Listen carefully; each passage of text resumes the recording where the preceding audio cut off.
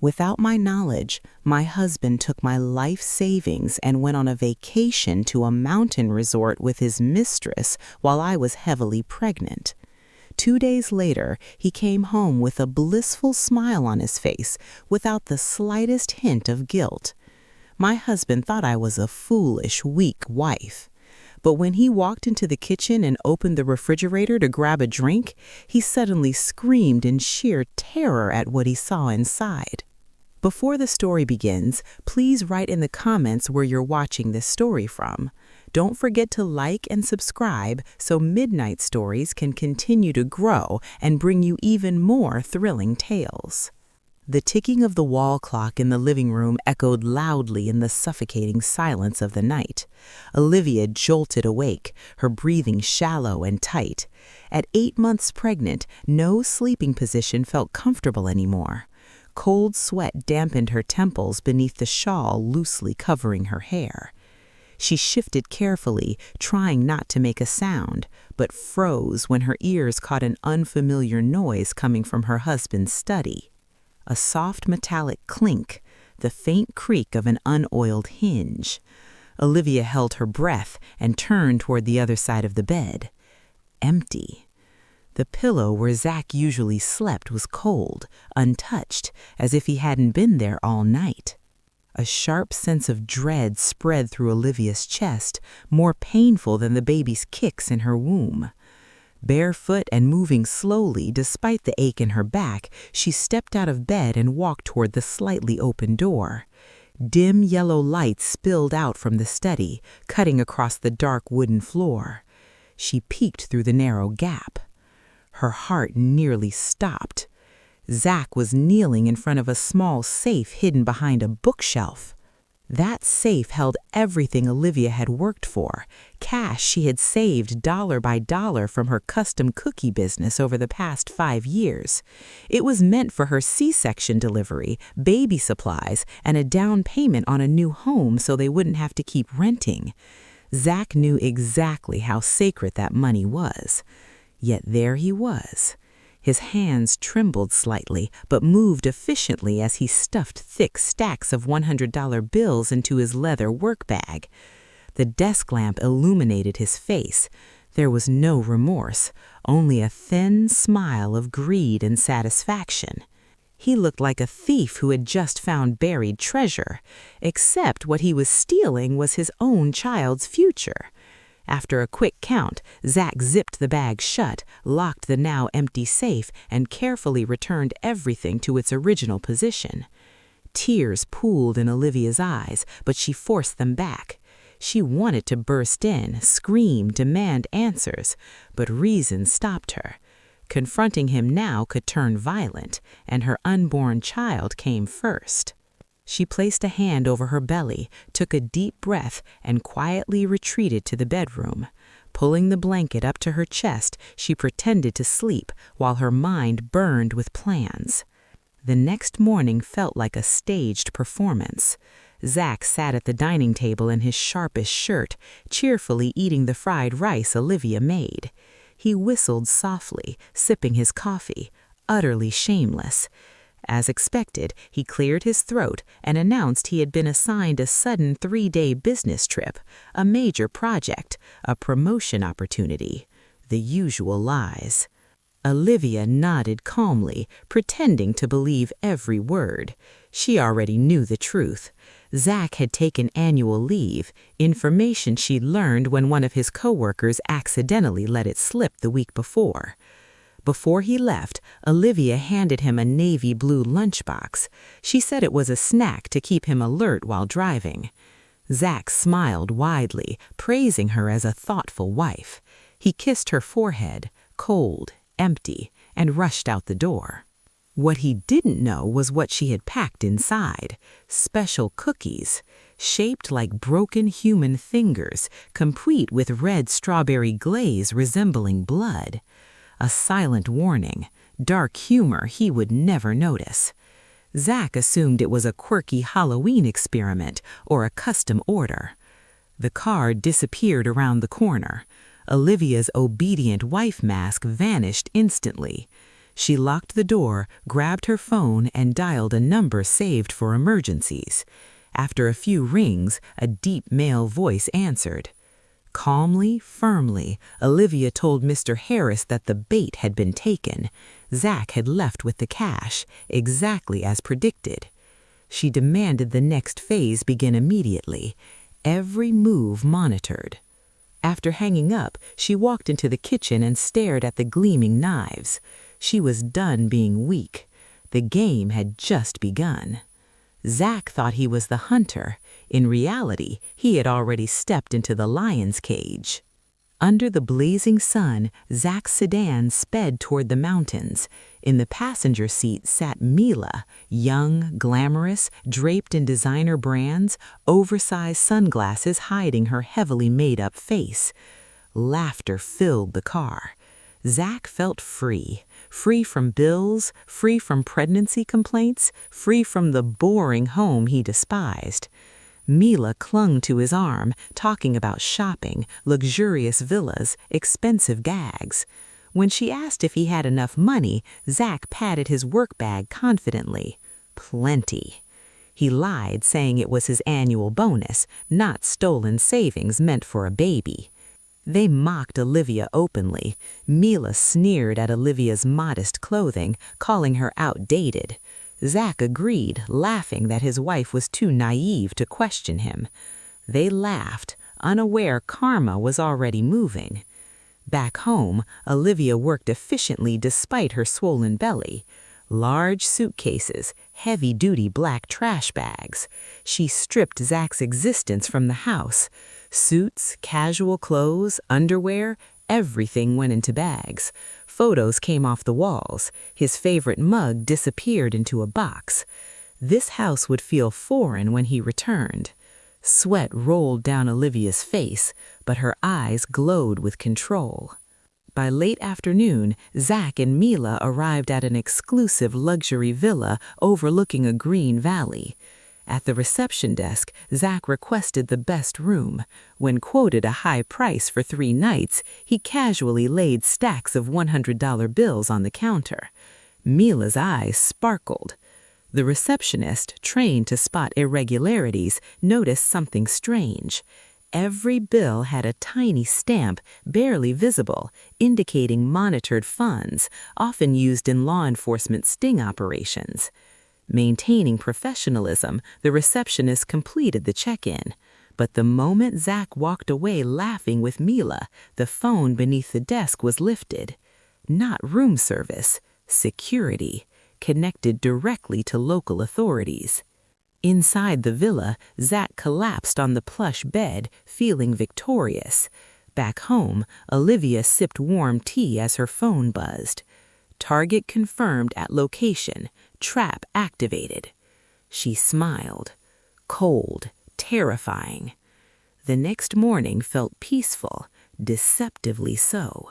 Sunlight streamed through the glass walls. Zach sipped coffee like a king.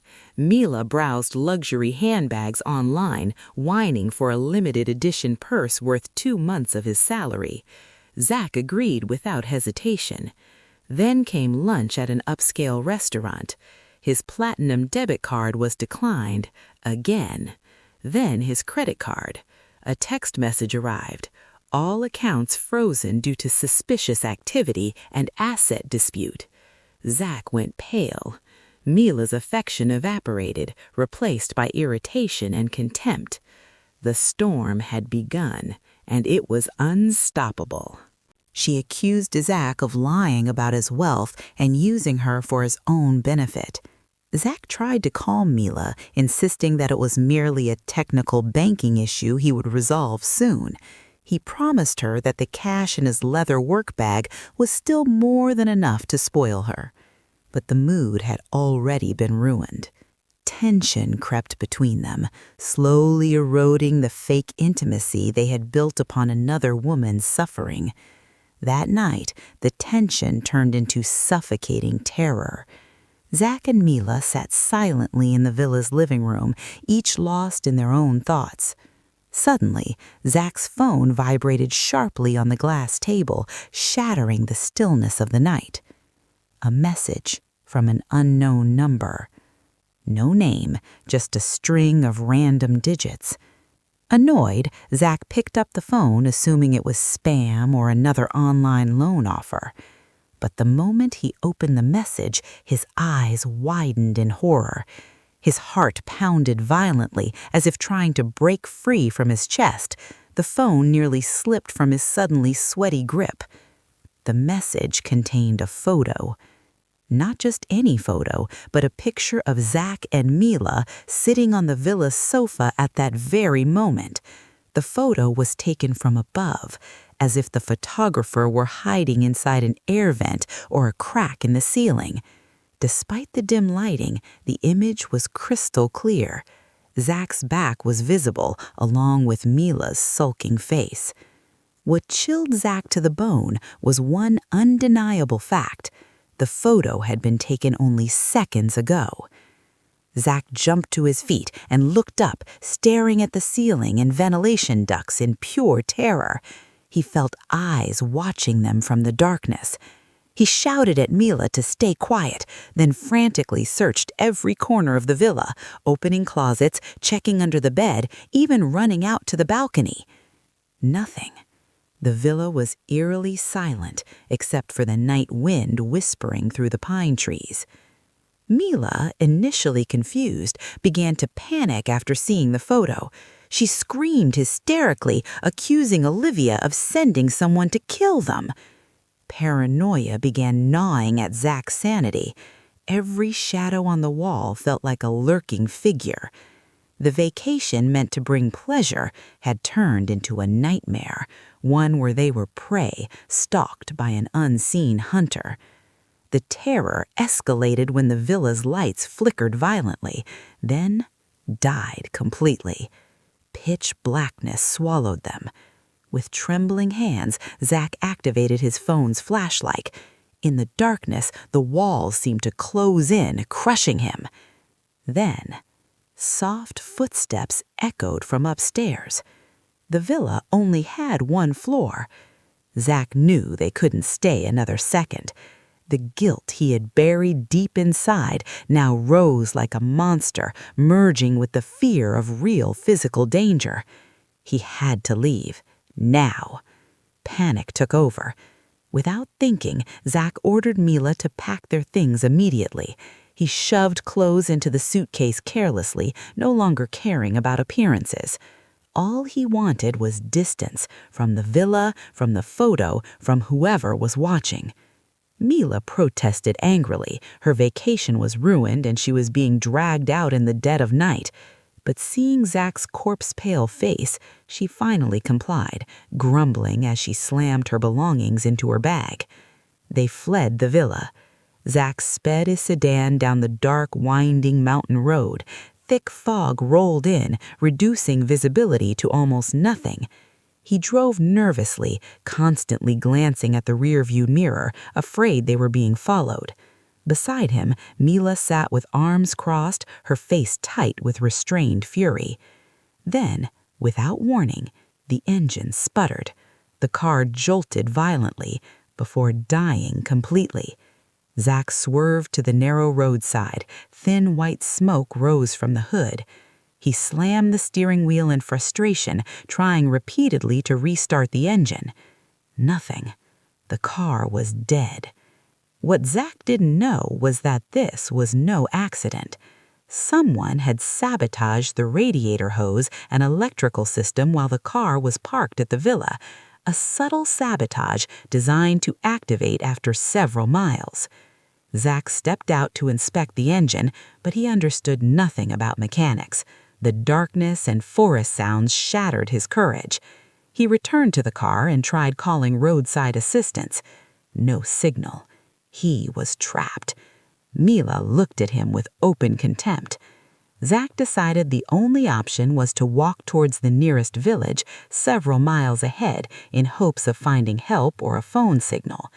He told Mila to stay in the car and guard the work bag full of cash. She nodded silently. The moment Zach disappeared into the fog and darkness, Mila moved. She had no intention of waiting.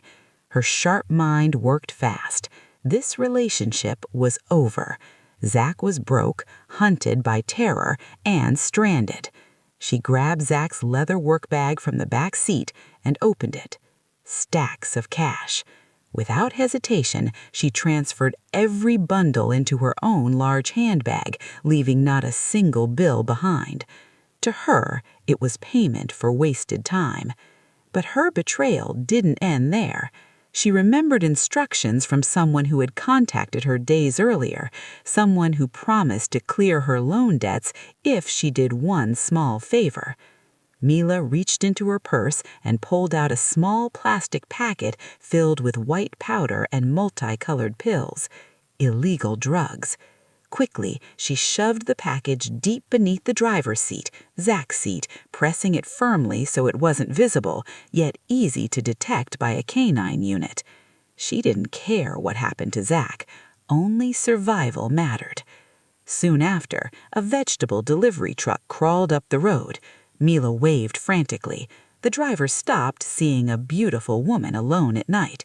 Mila put on a pitiful expression and fabricated a story about being abandoned after a fight. The sympathetic driver let her ride into the city. Mila climbed in without looking back at Zach's broken sedan. She left with the stolen money, leaving Zach with a trap far worse than poverty. An hour later, Zach returned, gasping for breath, feet bleeding. No help, no signal. He rushed to the car, desperate to at least rest with Mila. But when he opened the door, emptiness hit him like a physical blow. Mila was gone. The work bag lay open on the back seat. Empty. Zach rummaged through it with trembling hands. Nothing. He screamed in despair, his voice echoing through the silent valley. A man who lost everything in a single night. He didn't yet realize that beneath his seat lay a one-way ticket to prison. 2 days passed. The journey home was a living hell. Once always polished and fragrant, Zach now looked like a homeless drifter. His designer clothes were wrinkled, filthy, and soaked in sweat and dust. Stubble covered his face. Dark circles hung beneath hollow eyes. He hitchhiked on sand trucks and open-bed vehicles, starving, penniless. All the way he rehearsed his lie, an armed robbery, stolen car, wallet, bag. He was sure Olivia, gentle, soft-hearted Olivia, would believe him. He imagined her crying, hugging him, preparing warm water, serving him like a king returned from war. That belief kept him walking. At dusk, Zach reached the front gate of his house. The sky was overcast, heavy with omen. He steadied his breathing, adjusted his crooked collar, and unlocked the gate quietly. He was ready to perform. But the welcome shattered him. Cold air stabbed into his bones. Inside was unnaturally cold. The house was pitch black, no lights, curtains tightly shut. As his eyes adjusted, confusion turned to dread. The furniture was gone. The sofa, coffee table, decorations vanished. The room felt vast, hollow, abandoned. On the main wall, where their wedding photo once hung, there was now a disturbing painting. An abstract face screaming in agony, eyes bulging with terror. Then, a low, rhythmic murmur. From the corner near the curtained window, Olivia sat on a wooden chair, facing the wall, wrapped in dark clothing that blended into the shadows. She whispered prayers in a low, heavy rhythm, not soothing, but ominous, like a chant. Zach called her name. No response, no warmth, no tears, just cold. This was no longer his kingdom. This was a stage built for his downfall, and he had just walked into the final act. Dehydration made his head throb, and his emotions grew increasingly unstable. Zach finally gave up arguing with his wife's silent back. His priority now was simple: wet his burning throat. He needed cold water immediately before he collapsed. Grumbling under his breath, Zack turned and walked toward the kitchen. The image of a glass of ice-cold water from the fridge quickened his steps. Then he stopped dead in his tracks. The door connecting the living room to the kitchen was tightly shut. Worse, an iron chain was wrapped around the handle, secured with a large, solid padlock. Zack stared at it, eyes wide. He grabbed the handle and shook it violently, hoping it was just for show or that the lock was broken. It didn't budge. The chain sealed off access to the only source of food and water in the house. His anger exploded again, this time mixed with raw panic. He spun around and marched back toward Olivia. He shouted, demanding to know where the damn key was. He yelled that this had gone too far, that locking the kitchen in their own house was the act of a madwoman. Zack loomed behind Olivia's chair, fists clenched, ready to punch the backrest if she remained silent. His breathing was ragged, his eyes bloodshot with fury and thirst. That was when Olivia's murmuring stopped. The sudden silence was more terrifying than his own shouting. Slowly, very slowly, Olivia rose from the wooden chair and turned to face him. In the darkness, her face looked pale yet calm, in stark contrast to Zack's flushed, filthy face. Her expression was blank, no smile, no anger, only a sharp, penetrating gaze that seemed to look straight through the rotten core of his soul. She lifted her hand to her chest. There, hanging from a cord around her neck, was a small, gleaming key. It jingled softly as it brushed against the buttons of her blouse. Zack stared at it hungrily, as if it were the most valuable object in the world. He reached out to grab it, but Olivia's next move froze him in place. She removed the key from around her neck, held it for a moment, studying it with deep meaning, then casually tossed it onto the floor, right by Zack's dirt-covered shoes. The metallic clink echoed sharply through the silent room. Zack looked down at the key, then back at Olivia. For the first time since he came home, Olivia spoke. Her voice was soft, yet cold, deliberate. She told him he was welcome to get his drink. The next sentence made Zack's blood turn to ice. She said he must be very thirsty after all that excited screaming up at the mountain peak. The words were simple, but they struck like lightning. Zack went rigid. The peak. That meant Olivia knew where he had been. She knew he wasn't on a business trip. She knew he wasn't robbed. She knew everything. The lies he had just screamed collapsed into dust. His sense of domination vanished, replaced by crawling dread. The darkness, the empty house, the missing furniture, the locked door, none of it was coincidence. This was punishment. But his thirst overpowered everything. His body's survival instinct screamed louder than logic. With trembling hands and shattered pride, Zack bent down, knelt on the floor, and picked up the key. Humiliation burned through him, but he had no choice. He gripped the key tightly and hurried toward the kitchen, leaving Olivia standing behind him, watching his back like a judge who had just slammed down the gavel of a death sentence. Zack stood frozen in front of the locked kitchen door. The cold metal of the key bit into his sweaty palm like a warning. His thirst worsened, turning each swallow into agony. This wasn't just physical dehydration. He was thirsty for safety, for control, for the power he once took for granted. Behind him, he could feel Olivia's gaze, silent, unmoving, predatory. With shaking hands, he tried to insert the key into the padlock. The tremor was so bad he missed several times before it finally slid in. Click. The sound was deafening in the silence, like a gunshot signaling an execution. He removed the heavy lock. The chain fell to the tiled floor with a harsh clatter. He pushed the kitchen door open. The hinges screeched, a long, painful wail.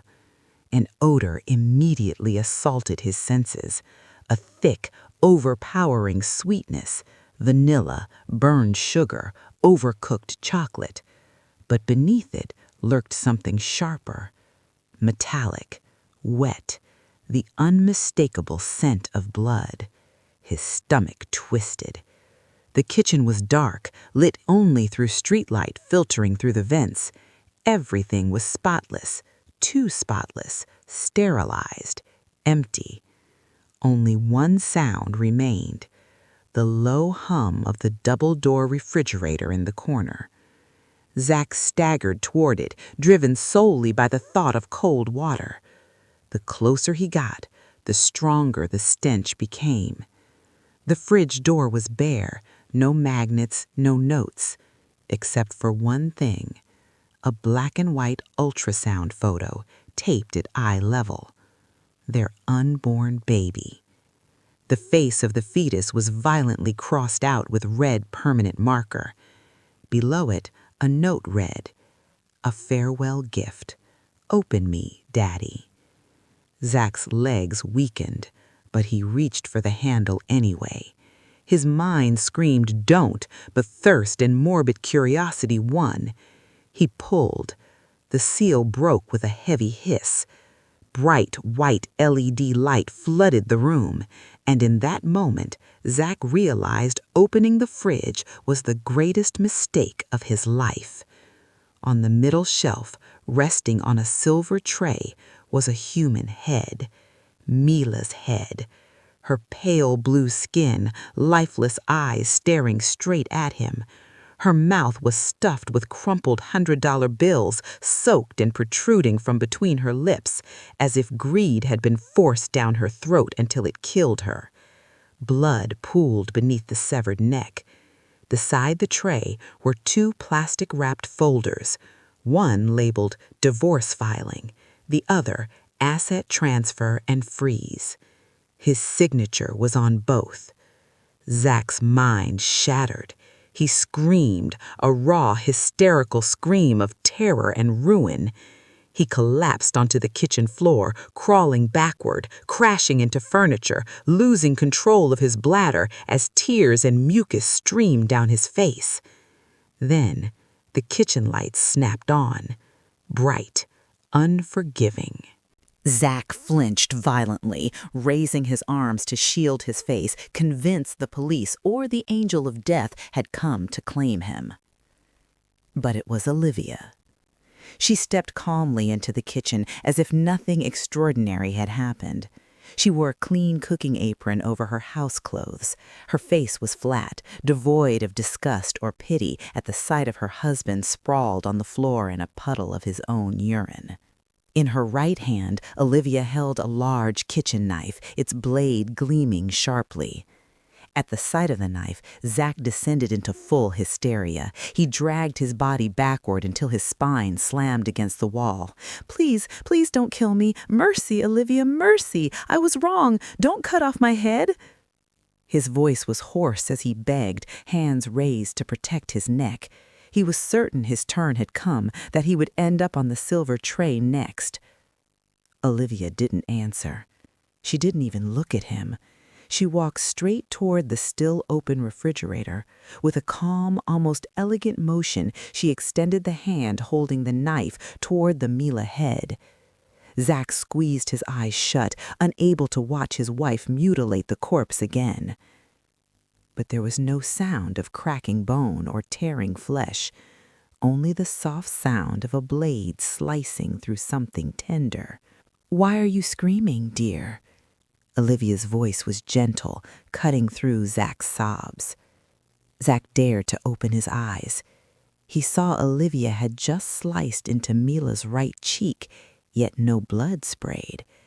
Beneath the pale skin was a soft, deep red sponge cake texture with a layer of white cream in the middle. Olivia picked up the slice with her fingers and placed it into her own mouth. She chewed slowly, savoring it, closing her eyes briefly before swallowing. "It's just cake," Olivia said flatly, licking the red crumbs from her fingers. "Red velvet, your favorite. I worked on it for 2 days. Looks just like the real thing, doesn't it? My sculpting technique is getting better." Zach stared, mouth hanging open, his brain completely frozen. Cake? But the eyes, the skin, the money in its mouth. He looked again. Now he could see it clearly. The blood dripping was nothing more than thick sugar syrup. The money stuffed in its mouth, hyper-realistic edible sugar paper printed to resemble $100 bills. Zach stammered, still in severe shock. His fear of murder slowly gave way to overwhelming confusion. He felt toyed with in the most cruel and calculated way imaginable. Olivia then reached into the fridge and removed the red folder, ignoring the now damaged cake head. She walked toward Zach, who sat limp on the floor. She tossed the folder onto his lap. "If the head is fake," Olivia said, her tone turning icy and serious, "the documents in your lap are very real. Read them. Your signature is legally valid." She leaned down slightly, locking eyes with him. "From this moment on, this house, the car you drive, your parents' inherited land, and every remaining dollar in your accounts belong to me and our child." She straightened. "You came back to this house as a guest, Zach, an uninvited guest, broke with nothing." She gestured toward the cake. "Oh, and the money in its mouth. That symbolizes your greed. You can eat it if you're still hungry. Go ahead. That's your last share in this house." Zach stared at the folder, then at the mutilated cake head, and finally at his wife, whose calm face was now more terrifying than any ghost. He realized Olivia didn't need to kill him to destroy him. She had already murdered his soul, his pride, and his future, then served them cold as dessert. Zach could no longer scream. He could only stare blankly as tears streamed endlessly down his face, fully aware that his life as a free man had ended that night. The silence that replaced Zach's hysterical screams was suffocating. He remained slumped against the cold kitchen wall, eyes empty, locked on the cake inside the refrigerator.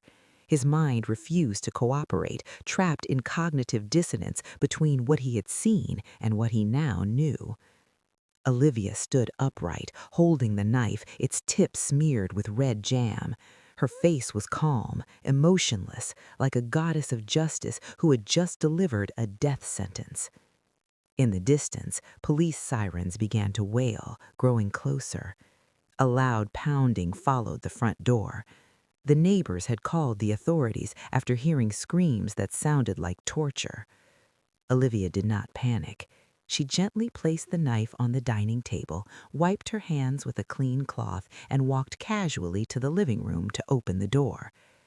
Zach stayed where he was, curled like a fetus, muttering incoherently about severed heads and bloody money. Inspector Daniel and 3 uniformed officers stormed inside, weapons ready. They found Olivia standing there, her face carefully arranged to an expression of shock and fear, not fear of the police, but fear of her husband. With a trembling yet convincing voice, Olivia pointed toward the kitchen. She told them that her husband had just returned in a deranged state, screaming nonsense and threatening her and the unborn baby. Her performance was flawless. Inspector Daniel immediately ordered his men to secure the area and protect the pregnant woman. The officers moved into the kitchen. The scene they found was disturbing. Zach, once known as a polished, successful man, now looked like a deranged vagrant sitting in his own urine. His eyes were wild, paranoid. Seeing the police, Zach lunged forward, grabbing Inspector Daniel's pant leg, screaming that Olivia was a murderer, that there was a human head in the refrigerator, and he was next. Inspector Daniel approached the refrigerator cautiously. Upon closer inspection, and after touching the sliced portion, his tension dissolved into a mix of confusion and disgust. "This is cake?" he said flatly. Zach screamed in denial, insisting it was Mila's head, his mistress. That confession sealed his fate.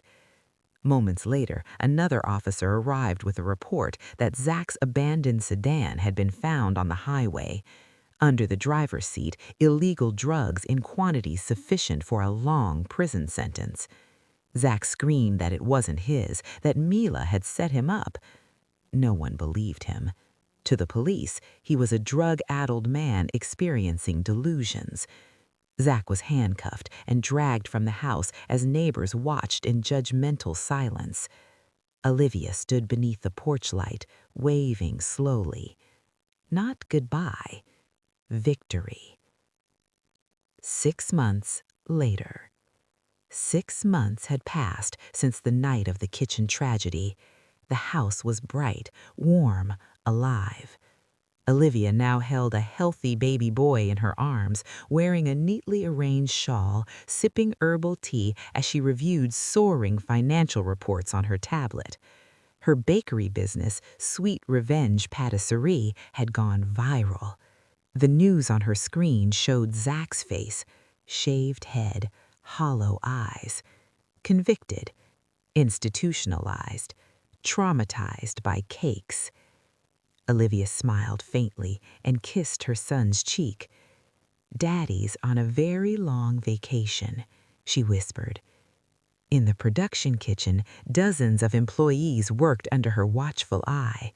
At the dishwashing station, a worn-out woman scrubbed burned pots with trembling hands. It was Mila. Her punishment had only just begun. Debt collectors chased her, threatening to sell her off to places no human being should ever end up. That was when Olivia appeared as a savior. Olivia offered to pay off all of Mila's debts to the loan sharks, on one condition. Mila had to work for Olivia for the rest of her life to repay the money. Otherwise, Olivia would hand over CCTV footage somehow obtained by her to the police. Footage that showed Mila planting illegal drugs in Zach's car.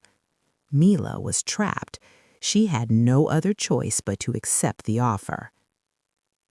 She was now a modern slave in Olivia's cake empire. Her salary was entirely deducted every month to pay off installments that seemed as though they would never truly end. Meanwhile, she was forced to watch the former wife of her lover live a happy, wealthy life. Olivia stepped closer to Mila. The sharp clicking of her high heels, tap, tap, tap, against the tiled floor made Mila's shoulders stiffen.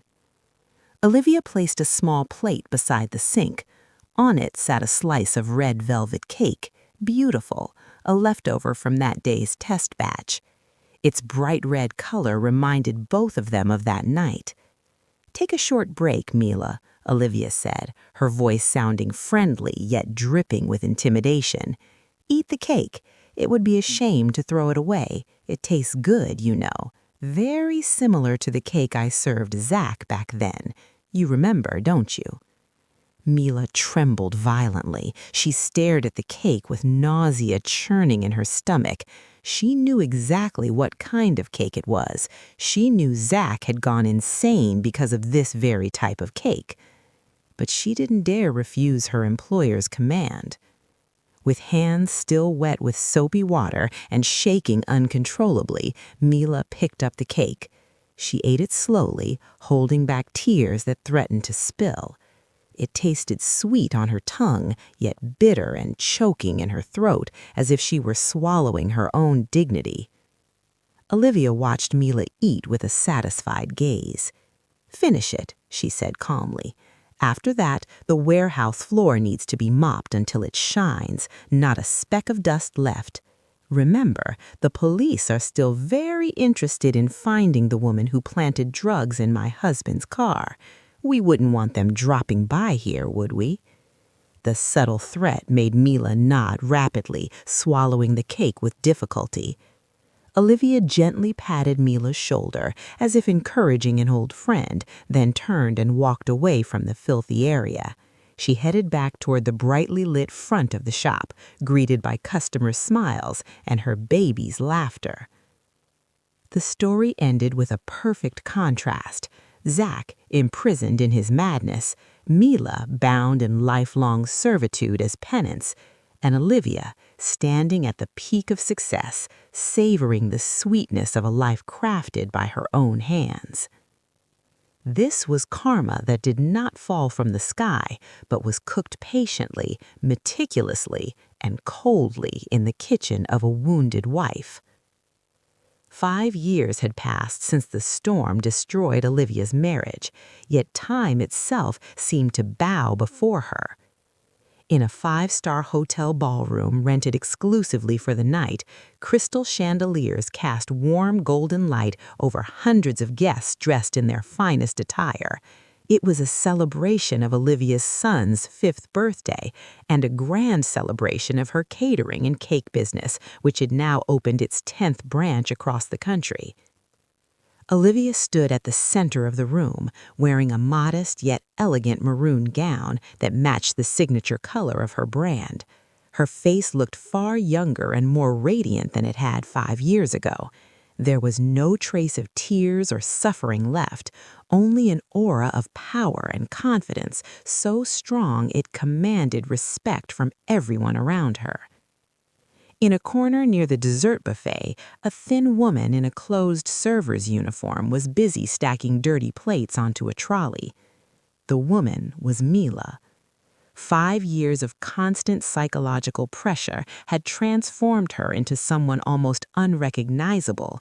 Her once beautiful hair had thinned and was always hidden beneath a tight uniform cap. Her skin was dull, deep lines of exhaustion etched around her eyes and mouth. Mila worked mechanically, like a robot, her eyes always lowered, afraid to meet anyone's gaze. She had lost her soul. Technically, her debts had been paid off a year earlier, but Olivia had other ways of binding her. The thread of evidence tying her to the drug case involving Zach remained neatly locked in Olivia's safe, an invisible chain forever tightening around her neck. When the cake-cutting moment arrived, the lights dimmed. A massive 5-tiered birthday cake was rolled into the center of the room. It was a pastry masterpiece, decorated with the superhero theme beloved by Olivia's son. But to Mila, who pushed the cake trolley forward, it was a monument of terror. Every time she saw a knife slice through soft sponge cake, her body shook violently.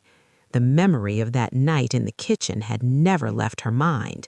She could feel Olivia's gaze watching from afar, ensuring every task was done perfectly without the slightest mistake. Mila knew that one small error could destroy what little remained of her already miserable life. After the party ended and the guests left with luxurious gift bags, Olivia did not go home to rest. She had one routine agenda she carried out every year on the same date: a ritual pilgrimage to the past to ensure her victory remained eternal. She entrusted her son to a trusted nanny, then stepped into a sleek black sedan driven by her personal chauffeur. The car cut through the night, leaving the city's glitter behind, heading toward a quiet, cold suburban area where an old building stood behind tall barbed wire fences. New Hope Psychiatric Hospital. Olivia walked down the hospital corridor, the sharp scent of disinfectant filling the air. The echo of her high heels made the night shift nurses lower their heads respectfully. They all knew Olivia as a major donor to the hospital's foundation, a devoted wife who regularly visited her insane husband. No one knew that her generous donations were meant to ensure Zach remained well cared for inside, ensuring he was never declared cured and would never see the outside world again. A broad-shouldered male nurse unlocked the heavy iron door at the end of the high-risk patient wing. Inside the padded white isolation room, a ghastly man sat curled in the corner, hugging his knees. Zach. The once arrogant man who worshipped his own appearance now looked like a living skeleton. His head was shaved, his eyes sunken and wild, his lips constantly muttering incoherent words. Zach had completely lost touch with reality. Years of electroshock therapy and heavy sedatives combined with deep untreated trauma had destroyed his logical functions. Olivia stepped inside slowly, signaling the nurse to leave them alone. Zach looked up when he saw the hem of Olivia's red dress. His body jerked backward, pressing against the padded wall. His breathing became rapid. In Zach's eyes, the woman before him was no longer human, but an angel-faced demon wielding a giant kitchen knife. Olivia smiled sweetly, the same smile that once made Zach fall in love, now the source of his worst nightmares. She took out a small box from her handbag. Opening it, she revealed a small red velvet cupcake topped with white cream. Seeing it, Zach began to cry. He covered his face with both hands, whimpering like a terrified child, screaming for mercy, begging for the head to be taken away. In his hallucination, the cupcake was a human eyeball staring at him directly. Olivia crouched in front of him, placing the cupcake on the floor at his feet. She whispered softly, her voice hissing like a snake. She told him it was their child's birthday cake. She ordered Zach to eat it to celebrate his son's success, now growing smart and healthy, unlike his pathetic father. Zach shook his head violently. Drool dripped from his mouth. He kicked the cake until it was completely destroyed. White cream and red crumbs scattered across the floor, like blood and brains splattered everywhere. Zach screamed hysterically at the sight of the ruined cake, as if he had just murdered someone. Olivia stood up, staring down on the mess with disgust. She felt deeply satisfied. Prison might only imprison the body, but the punishment she delivered imprisoned Zach's soul in endless fear, repeating every second of his life. Zach lived in hell of his own making, triggered by the trauma Olivia had planted. Before leaving, Olivia leaned down to Zach's ear and whispered the one sentence she always spoke on every visit, the mantra that bound his madness. She told him he was not actually insane. What he saw that night was real, but no one in this world would ever believe him. Those words were the cruelest psychological torture, validating his memory only to annihilate all hope.